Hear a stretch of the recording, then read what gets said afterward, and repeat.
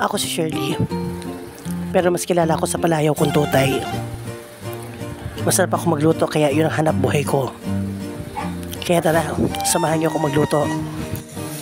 Leftover na pasta. Tara, gawin natin yung masarap na tuna ala pobre. Pero bago yun, gagawa muna ako ng homemade garlic spread. Magtunaw tayo ng butter tapos lagyan na natin ng bawang. Mas maraming bawang, mas masarap. Yung pagluluto nga pala ng garlic butter spread, medium heat lang natin dapat yun ha. Tapos ayan, habang hinihintay natin, naghiwa-hiwa na ako ng tinapay. Hindi ko alam kung ano tawag sa tinapay na yan. Basta binili ni ate sa SM. Tapos ayan, i-prepare na natin yung pang tuna ala pobre natin.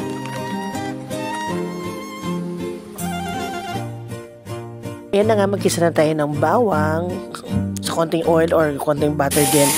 At pasensya na nga pala, ayan, nasunog kada daldal ko ata dyan. Pero okay pa rin yan, masarap pa rin yan. Sunod na natin yung mushroom. Pati yung sabaw ng tuna, isasama mo yun na para magkaroon siya ng konti. Asosi yung dating nung tuna ala pobre mo. Siyempre, lagyan mo yun ng ping-ping-ping. At yung leftover na pasta mo, ihulog na natin. Tapos ito nga pala yung garlic spread natin. Durugin lang natin yung bawang. Ang sarap nito, promise. Lalo na pag ano na siya, creamy na siya, nalagay na siya sa rep, ipapahin mo lang siya sa tinapay at sobra.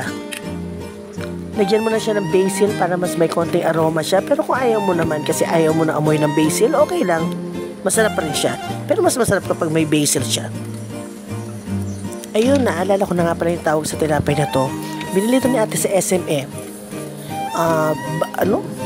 Baguettes? Ewan ko kung paano pronunciation nun, basta ayun, masarap yan. At eto na nga, pabonggahin na natin yung leftover na pasta mo. Tuna ala pobre nga pala ang tawag yan kasi ang original na sangkap niyan ay tuna lang saka garlic. Pero dahil nilagyan natin ng cheese at nilagyan pa natin ng mushroom kanina, tuna ala yaman na to. Oh, diba? Sosyal. Lagyan mo pa ng ping-ping-ping tapos may masarap ka pang garlic bread. Ay naku, busog-lusog ka na naman. Sarap na naman ang merienda ko. Busog na naman ang tummy ni Tutay. At ayan na nga ho, ang sarap na ng kain ko dyan. Yan, kagat pa ng tinapay. Pero tingnan mo naman yung nanay ko dadaan dyan. At naku naman, aasarin pa ako. Sabi niya dyan, pinagkakakain ko daw. Tapos ayan, pahihirit pa yan. Ang takaw! Diyos ko, paano kayo naman? O diba, nakaganti na si Nainay. Ay!